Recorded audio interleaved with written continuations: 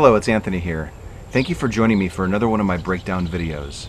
If you haven't already watched my previous tutorials, again, just look in the description field below, click the links, watch those, come back. This video will have far more value for you if you've already watched the previous ones. I also want to say a word about the word breakdown. I'm not tearing anyone down. When I use the word breakdown, I'm simply referring to a deconstruction of a conversation that I've had with a believer for the purpose of training others. Lastly, I'm not advocating or saying that you have to stand on a street corner and flag down random people to have these conversations. You can conduct street epistemology with a family member as you're driving in a car, or you're sitting down with a coworker eating lunch. With that being said, let's get right to it. Hey there. How you doing? You have 5 minutes to talk about how you got to your God belief? Just 5? I'll time it. You see what time it is? Yeah, sure. Cool. I'm Anthony. I'm Seth. Nice to meet you. Hey, nice to meet you. How you doing? You off to class, Seth? Yeah, well, Yeah. trying to get some Starbucks before class. Oh, okay. Well, we'll keep it real brief. Okay. Seth agrees to a 5-minute conversation, so I've added a little timer on the right-hand side of the screen. He also raises so many reasons for his beliefs that, in this video, I've added a list to keep track of them all. As he raises them, I'll add them to the list, and as we discover together that they're not reliable, I'll fade them off the list. At the end of the conversation, you'll see where we stand. Looking back on this video, I realized that I should have spent more time building some rapport with Seth. He was off to get some coffee. We could have talked about what kind of coffee does he like, or where does he go for his coffee. We jumped right into it, and I really should have spent some more time just getting to know him a little bit better. Lastly, never assume that you know what kind of religion or what kind of belief your interlocutor holds. It's always a good idea to ask where they stand, in a polite way. Do you believe in a God? Of course. Which one? God. The Holy Trinity.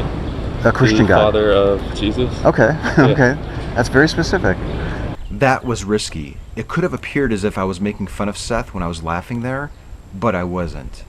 You never want to assume which God or which religion a person follows, so ask them.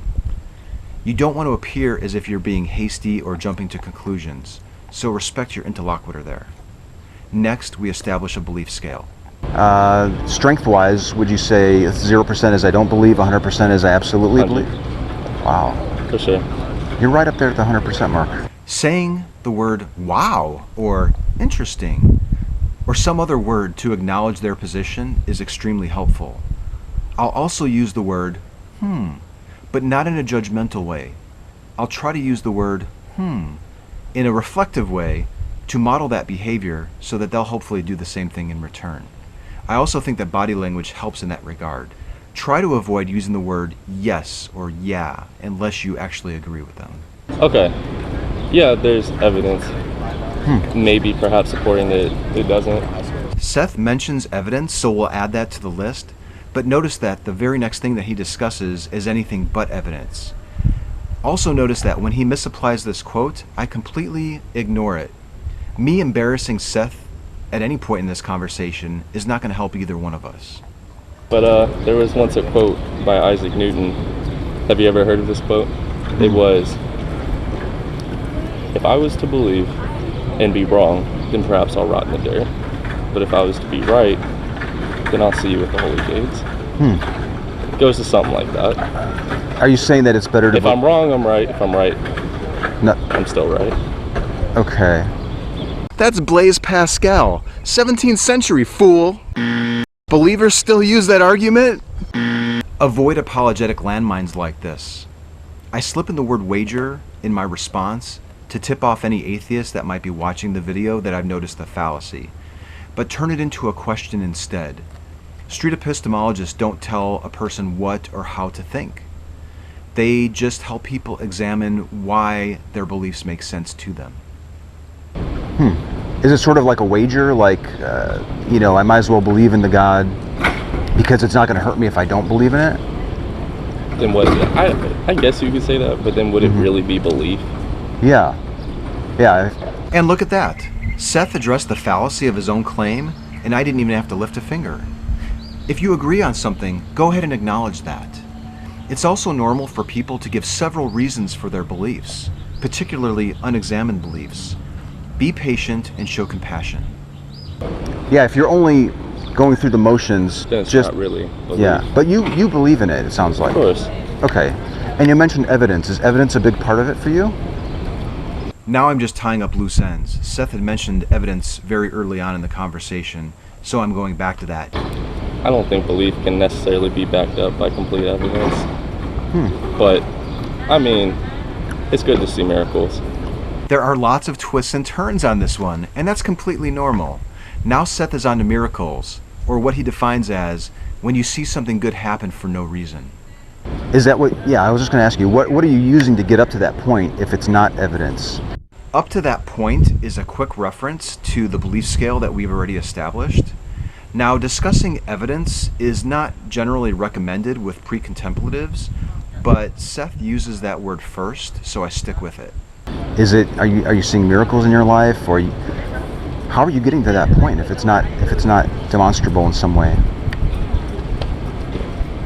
I think a lot of it has to do with how you're raised, and you know, when you see something good happen for no reason whatsoever, it's easy to chalk it up to God. Two things here. Seth mentions how you were raised, so we'll add that to the list, and then he also talks about miracles or when good things happen. Now, I failed here. You'll notice that I give the example when I really should have stepped back and allowed Seth to come up with the example. Can you give me an example? Like, I don't know.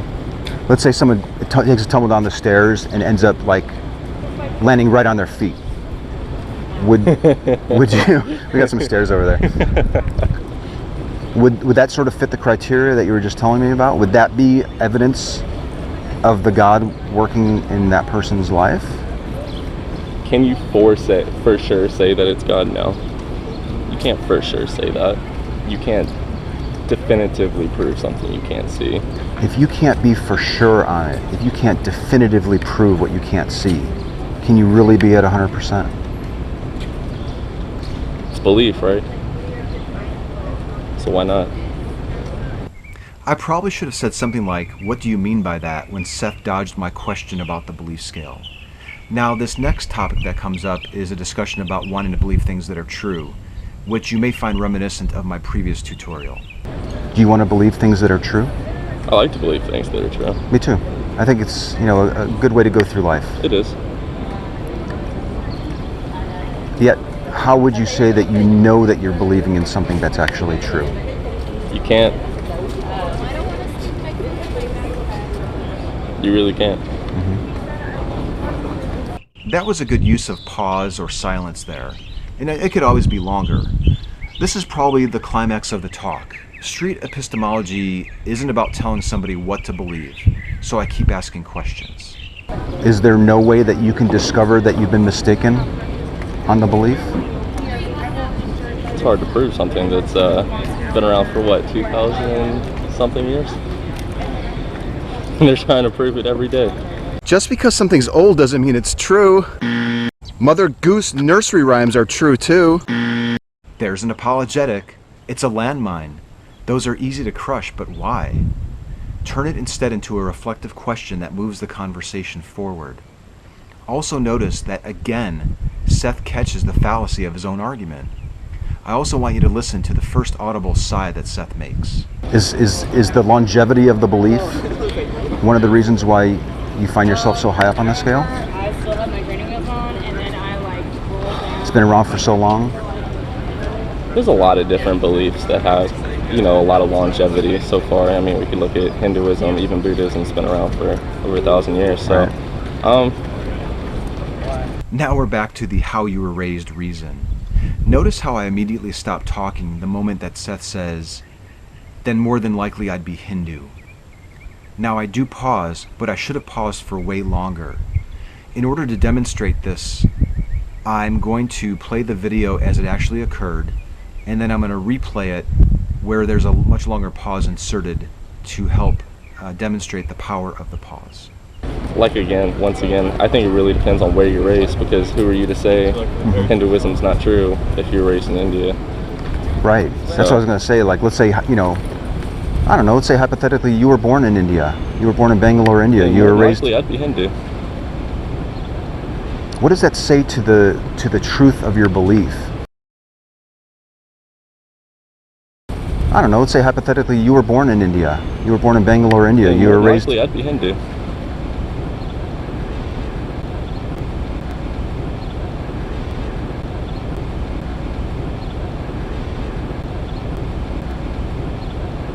What does that say to the truth of your belief? I still struggle with pauses, but I'm determined to get better at it. I think pauses make all the difference. If it's merely a matter of what you've been raised in. I know where you're trying to put that, but I'm not sure what Seth meant by that, but perhaps he's pegged me as atheist. But be patient with your interlocutor. Street epistemology is not a gotcha situation. So if they ask for a clarification, be happy to give it. It just means you're closer to understanding each other. Say that one more time. Sure. We got about 30 seconds. Okay. You being raised in America Okay. with a Christian family. Okay, got it. There's a person in India right now being raised in a Hindu family. You know, Right. You both believe in two different gods. Right. You both are at the 100% mark. Right. In what respect does that have anything to do with the truth of the belief, if it's merely a matter of how you've been raised? Well, it would come down to how do you prove it. And if you could show some sort of definitive proof that it's not true, there you go. I mean, You've got the burden of proof, claim maker. You can't prove a negative. Chill out. Relax. Ask him a probing question instead. This is not about debating. It's about getting your conversation partner to reflect on himself. but you would have to show definitive proof that it's not true. What would you accept as proof to illustrate that your belief is not true? I don't even know, man, to be honest. And to be completely honest, it would have to be something radical. We're out of Something time. definitive, rock hard.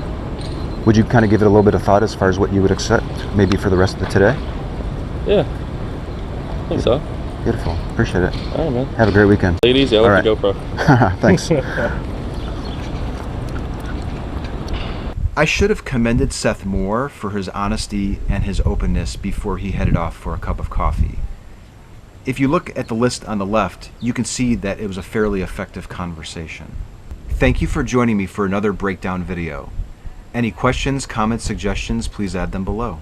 Take care.